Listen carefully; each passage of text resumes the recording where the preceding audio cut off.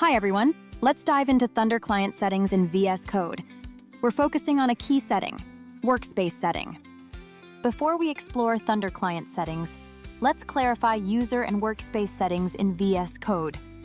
User settings are global. Adjusting settings here impacts all VS Code projects, while workspace settings affect only the current project. To tailor Thunder Client settings to this project, use Workspace setting. Now, let's explore Thunder Client Workspace setting. First, let's discuss Save to Workspace. When enabled, Thunder Client saves collections, environment, and requests data inside the current project folder, creating a Thunder Test folder. This folder contains collections, environment, and Thunder activity history. It's beneficial for teams, especially when the project is pushed to Git, allowing others access to the same Thunder Client data as part of the project workspace. Now let's cover Workspace Relative Path. By default, if this field is empty, Thunder Client creates the Thunder Test folder in the project's root. But if I want to save data in another folder, provide a relative path here.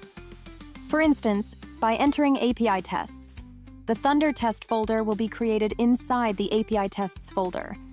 Collections and other data will be here. Now, let's move to Custom Location. Custom Location differs from Save to Workspace.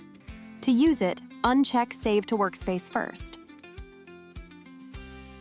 With Save to Workspace, data is saved in the current project, whereas using Custom Location, you can specify a full folder path to store Thunder Client collection in a fixed location outside the current projects.